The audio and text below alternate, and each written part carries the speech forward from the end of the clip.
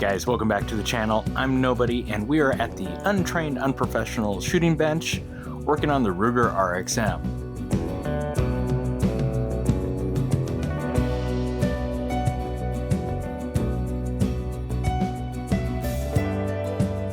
A couple days ago, I got a note from Tammy asking, can you do a complete disassembly and reassemble of the trigger system so I can polish everything? I can't find anyone on YouTube with a step-by-step of that, sir. I know you do an awesome breakdown of the RXM of what to polish, but don't show how to disassemble and reassemble. Thanks. Way to go, Tammy. Really appealed to my vanity. But I figure, we shouldn't just focus on what you want, Tammy. I mean, come on, there are others watching this.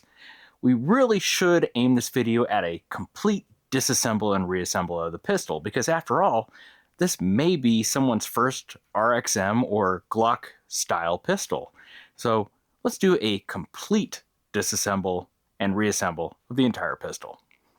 So during this process, the only things I'm not going to really take apart are going to be the sights, but I will show you the tools that you can use if you got them. I'm also going to include disassembly and reassembly of the magazines, and I'll also tell you why I have one of these marked different than the other. Most of the disassembly or assembly can be accomplished with your Glock tool or a 3/30 seconds punch and a roll of tape. You can substitute this for a bench block if you have one, but if you don't, this works really well. A lot of people use it. It's nice and easy and convenient. Verifying that you're working with a safe firearm, drop your slide, pull your trigger in a safe direction, because a lot of people have been shot with empty guns. You always want to verify. With the trigger already in the pulled position, I'm going to slightly pull back on my slide, take my two fingers, grab the takedown, let it go forward, and separate the grip module from your slide. Let's go ahead and set the slide off to the side. Actually, let's make Tammy wait. Let's do the slide first. Tammy, I gotta needle you a little bit. You'll notice that as we go through this, I have some components that are going to be slightly different than what you have, but it's all going to be the same, so don't worry about that. Remove your guide rod first by slightly compressing and lifting out. Set that aside. We can now pop the barrel up and out. And this is going to be the basic of field stripping and cleaning your pistol. You'll get to this point, you can brush everything and then re-lubricate, then reassemble. Now for further breakdown, we're going to have to remove our smaller components, and the first is going to be removing the slide plate. Using your Glock tool, you're going to come in underneath your firing pin, you're going to push down, slide your back plate off. You notice that I had my thumb over the back because there is a spring right here and we don't want it to go potentially shooting out. It's always nice to capture springs. Remove our plate. Now we can remove the firing pin assembly. You can also remove, this is for the extractor. So you have your rod and your spring. We can now take out our extractor. You're going to do that by compressing. A lot of times you can just shake it out. If you fired a lot of rounds through it, a lot of times there's going to be a lot of carbon and it's going to kind of lock it in. You might have to fiddle with it a little bit. Now you should just be able to flip this over and drop your firing pin safety and spring. Easy one first. If for some reason you wanted to take this assembly apart, no problem. Firing pin spring assembly. Now this is where you have to be a little bit careful because you will shoot your eye out on this. You're going to take your block, compress your spring, but you'll keep this little firing pin sear on the edge of your block. So I'm holding pressure up against it, pulling the spring down and removing these spring cups. Firing pin spring, and this little liner right here. If I can line it up. Now the ease of removing the rear side is going to depend on your level of tool hoarding. The most basic is you can use something like a nylon punch and drift it from left to right, and when you install you're going to go right to left. Or a little more advanced is going to be a gun-specific sight pusher like this one from NGW. This is for Glocks. Or if you're really fancy, you can have a monster like this that holds all kinds of different pistols, and all you do is replace the different shoes for your model of pistol. Now, removing your front sight, you have to come up underneath the slide, and there's a small little hex nut that's in there, and you are going to need a front sight tool to be able to get in there and get on it. Nice thing is these tools sometimes have your regular little takedown punch, so it's kind of a 2-for-1 situation. Since we're going to make Tammy wait a little bit longer, we're going to go ahead and put the slide back together to get it out of the way. We're going to go ahead and start with the firing pin assembly. You'll notice that on this little liner there is a groove in there for the firing pin sear. I call it a sear. Go ahead and correct me in the comments. So we're going to put that on first, get our firing pin spring, set it up on the ledge. I like to put my finger kind of behind it to keep it on there, because you're going to compress this down, and finger strength really helps here. Take your firing pin cup, you're going to put the first one on, and since these are halves, you don't want to have where the halves meet up be on the spring coil end, if that makes sense. So here's your spring coil end right there. Don't get those to line up. Just put one on, get the other on, slowly let pressure off just to make sure you're fully on, because I have chased stuff before just by going too fast and not paying attention. Go slow, verify, let off tension really nice and easy. Put our little extractor plunger assembly back together.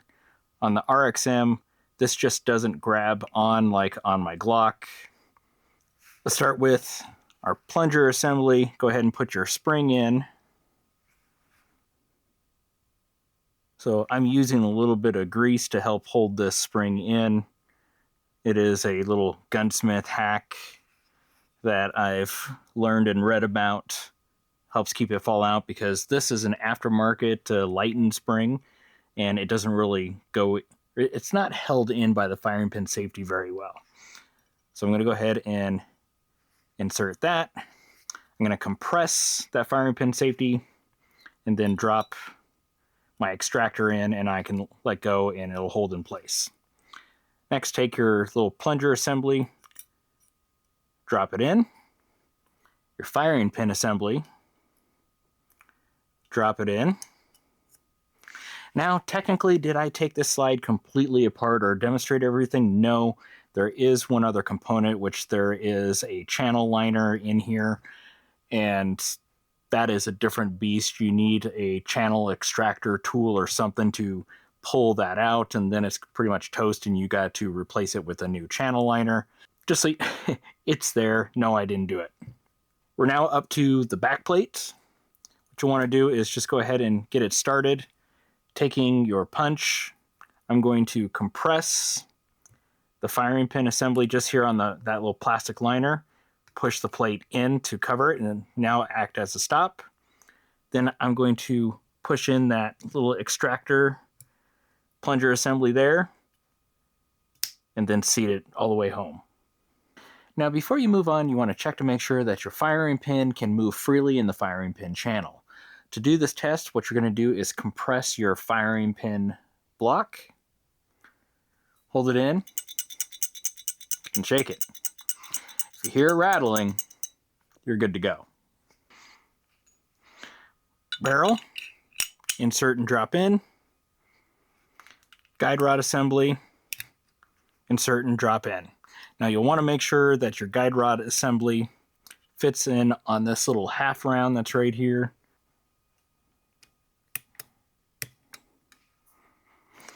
Okay, now we're fully assembled.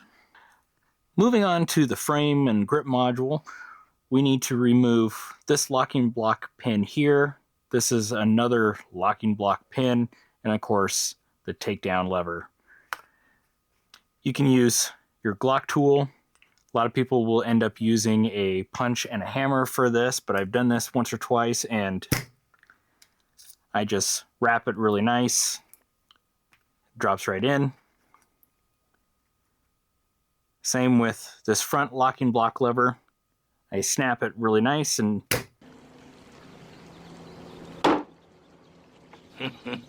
on the first try. So that's most of the work there. Now to remove this locking block lever that has the little two tabs right here, what you're going to do is compress this little spring.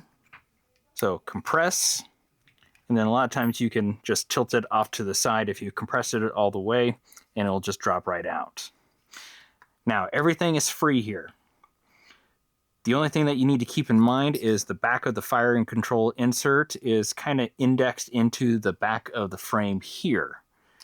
So you're going to take your your Glock tool, lift up. I like to use the tabs here. And once you lift up, you can pull the fire control forward.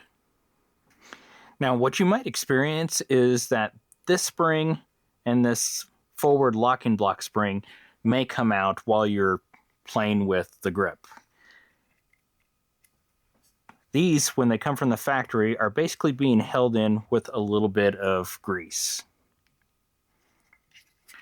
But they are a simple removal process and also installation. So when you put it back together, make sure you put a little bit of grease in the area that they want to sit in, and that'll keep it from flopping out while you're fiddling with everything. Your mag release is being held in by a small little spring rod down here in the grip. And in your mag release, there is an indexed, call it a hole, that will want to come out of once you push that spring toward the right side of the pistol. You'll want to use like a small little flathead or like a dental pick if you have one. I have a broken one that tends to work pretty well. So I'm going to keep pressure on the right side of the mag release so that way I can push that little spring rod out. And now you can see that it is here on the outside of your mag release. Now you can push your mag release out and fully remove. So our frame is fully disassembled, or our grip module. We'll set that aside. We'll set aside the components. Now the part that Tammy really wanted to see. And hopefully, Tammy, it was worth the wait. So the first thing that we're going to do is we'll drop this pin right here that holds the fire control insert and the trigger shoe together. Just go ahead and take your punch, push it on out. That is going to free up your slide release. You'll also be able to remove your locking block. You will then flip over your fire control insert and you will gently pry it apart. And I like to use this finger to slowly push it forward as I'm prying it apart, because you don't want to pull it too far apart because then it'll take a set, but you just want it far enough to where these two little index tabs that fit right into the frame here free from each other, or are free from each other. Okay, so there's our serialized part. We'll go ahead and set that aside. Now we have it's basically the fire control portion. I like to pull forward and tilt it out to remove the cruciform from inside of this ejector housing. It's being held on with this little spring here, and you need to pry that from out of there. Boy, that was descriptive, wasn't it? Get your spring into this position, and you can unhook it from that hole. We're going to release our connector here, which, yes, that is a different connector than what you have. This is a Ghost 3.5 pound, really nice connector. Using a 3/32 or smaller, or you can also use a flathead. You can come in from the left side of the ejector housing and push it out. And once you get it so far out, you can usually just pull it out. Word of note, do not change this angle when you're pulling this apart, because if you do, you can affect the reliability of your pistol. We are going to remove the ejector, which this ejector right here is not a factory ejector. But anyways, your factory ejector is going to basically look like this versus having this beefier boy right here that has a twist. This is a Gen 4 Glock ejector, which is a lot beefier. Plus, having a twist, it clears the rounds that are coming up from the magazine a little bit better. So better design if you want to have a better part in your pistol. So, but we're going to remove this.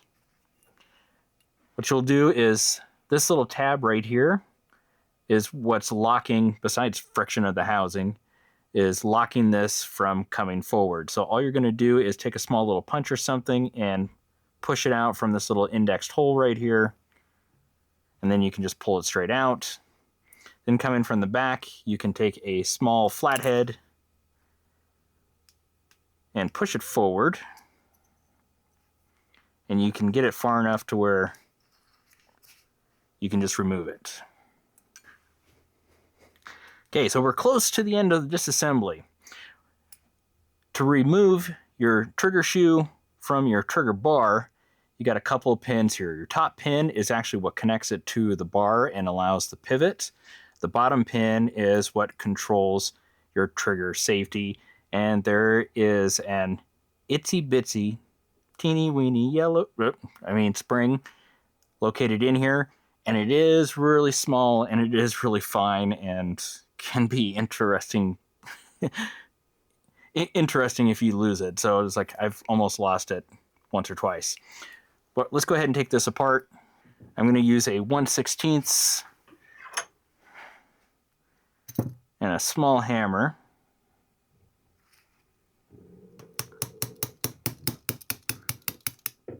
And just lightly tap it out. I don't want to use a whole lot of force because I'm straddling my block here and I don't want to bend any of the configuration of the trigger bar. This is now free for you to polish everything that you ever wanted to polish. A lot of people like to polish right here where it goes in the shoe just to make sure that there's no unnecessary friction. There's my little pin for that guy. Now let's go ahead and remove the safety. And really, I should have done it the other way. Done this first and then removed it from the shoe. Pro tip, I guess. Same 16 punch. I'm just going to lightly tap it out. Alright, so now I can remove.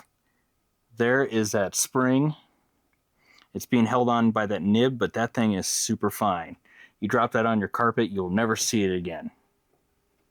Alright, so let's put everything back together and then we will move on to the mystery behind the PMAGs.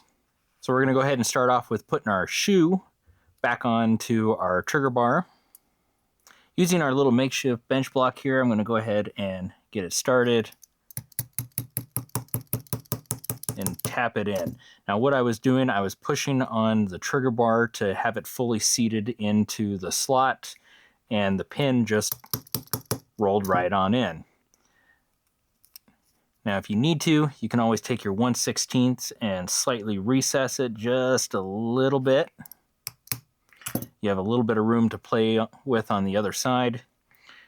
That way nothing catches on your frame during your trigger pull and gives you a gritty feel. Make sure you get your little spring on the little nib. Yes, you may be looking at this showing that I have this little notch cut out, but that's because I did a trigger modification that you can see on another one of my videos that's probably posted right here. Take your trigger safety, feed it through, line your spring up.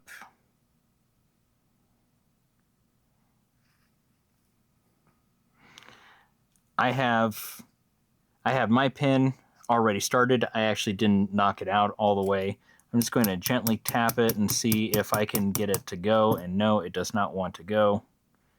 It's actually binding up just a little bit. Take my 1/16, see if I can get that hole to line up for me.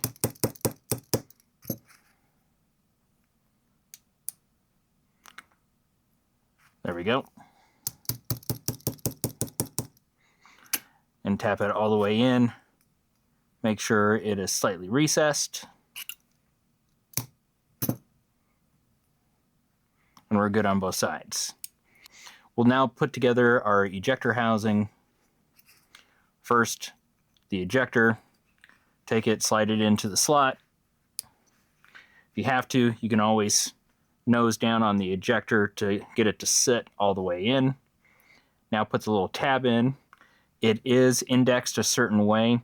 It has a hollow part in the back that is going to go up against the housing, and you'll have a smooth face up front. Just push it all the way in and make sure that it's seated all the way. Connector. Line it up with the slot. Set it in. Our trigger return spring. There is a certain way that you need to put these in. What you'll want to do is act like this spring is an S. So if you're looking at the connector side, you should see this open end facing that way and the closed end, or the or the bottom end, facing that way. So just like an S. Taking the bottom, pointing it straight down, you're going to loop it over and get that open end of the spring through the hole. Taking our trigger bar, get the spring into that hole down here at the bottom. Now, one of the things that you want to make sure of is when this sits in, that this spring is facing downward. You don't want it twisting off to the side of the ejector housing, so you want it down in the little notch that is provided. What will happen is if it twists, then it can rub up against the side of the ejector housing, and that'll affect your trigger feel. Go ahead and pull it forward, angle it, get that cruciform into the side of the ejector housing, and then with your flashlight, go ahead and look to make sure that it's still in the notch, and it is. Good job, nobody. We're now going to go ahead and put this assembly back into our fire control insert. We'll have it upside down so your rails are facing down. Hold your trigger assembly upside down as well. Go ahead and pull on your trigger bar to get it up against your connector and in between the side of the fire control insert and your connector. Slowly insert it.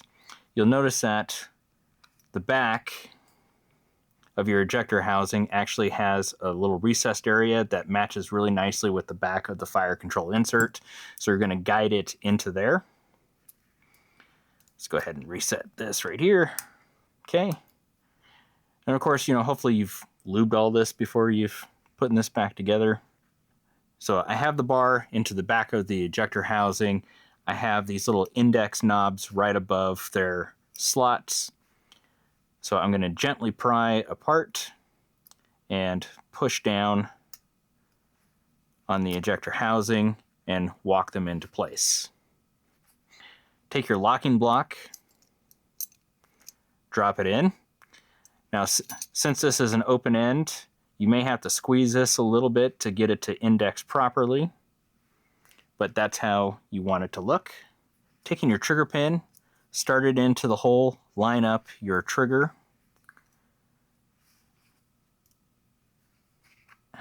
And then with your slide release, you're going to feed it in between the locking block and the shoe. And you're going to line up that hole in the slide release.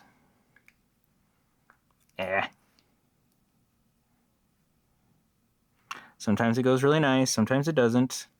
But you're going to keep a little bit of pressure on there, meanwhile pushing on the back of that trigger pin, and it pops into place. May feel awkward, you know, as you do it for the first couple of times, but it's really not too bad. You just have to have all your fingers do like 10 things at once. So if you're a gamer, you're probably really good at it. So we can't forget our springs. Now what we have to do now is we're going to take our little locking block, not our locking block, our slide takedown spring, and we need to insert it into this little tiny slot. So here's where it rides, and then it has a little vertical plunge right here in the frame. So if you don't have any grease in there already, get a little bit of grease on this little spring. That way it'll help hold it into place. If not, it just wants to fall out really easily. And then taking our forward takedown spring, again, a little bit of grease. It has a little bit of grooves that it just wants to kind of just flow in. And how's the best way to show you this without getting my fat fingers in the way? I'm going to get my fat fingers in the way.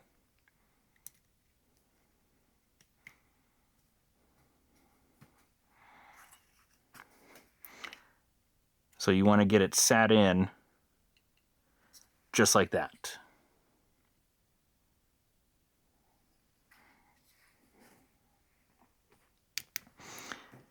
Now we can go ahead and drop our fire control insert in. On the fire control insert, there is a little groove in the back of the grip module that this area wants to sit in. So you're going to take it at a slight angle, kind of work it in, and then you'll feel it want to pivot down. Now we can go ahead and take our slide release, take your tool, compress that spring all the way. On this, you want to make sure that this forward ledge, well, actually, let's say it this way. There's a completely flat part, and then there's a not flat part. Have the flat part face forward. How's that for the easiest way to know this? Slide it on in and across, and then you can let go, and then push on either side of it, so that way you can get that spring to fit into the groove that is on the underside of that release there. We need to put these two pins in next. We're going to take our front pin, or not our front pin, this is the back pin. Tap it on in, and then make sure it's recessed just a little bit on both sides.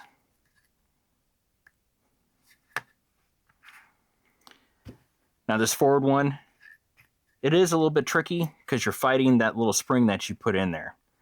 What you want to do is, this has a little double bevel. You're going to use those double bevels to work its way across that spring. So, and since that spring kind of sits, it doesn't sit flat like this, it has a slight downward angle. It's facing like this towards the back of the gun.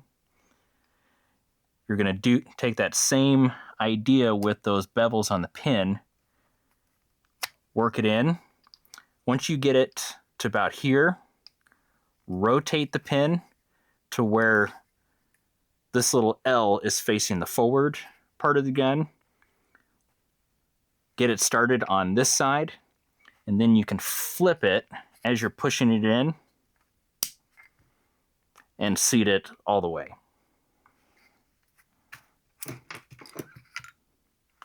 Oh, I almost forgot the mag release.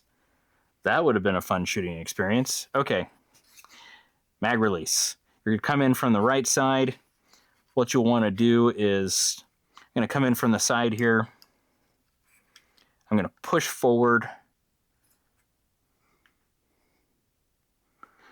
So I'm prying that spring forward so I can get the mag release up and underneath it. And then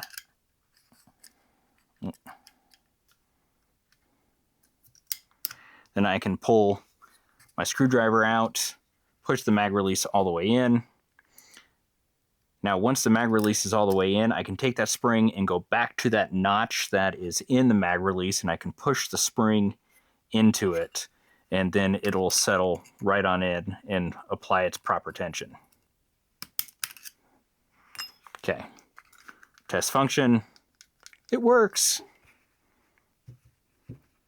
Let's go ahead and marry up our slide in our frame. And there's that. let's go ahead and disassemble the magazines, and also I'll tell you why this magazine is marked differently than that one right there. Disassembly is pretty easy. What you want to do is take a punch, compress, and then sliding this bottom plate towards the back side, which is the flat part of the magazine. Keep your thumb over it to catch the compressed spring that is inside. And then once you have it here, you're just going to pull the assembly out.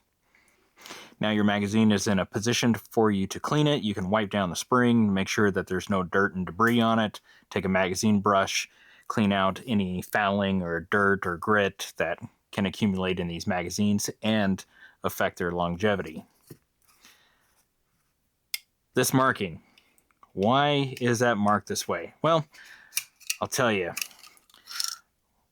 Since I've been playing with these magazines, one of the things that I notice is that on the 15th round, I have to compress the magazine stack so much that I've actually dented the top of the 14th round, just getting the 15th round into place.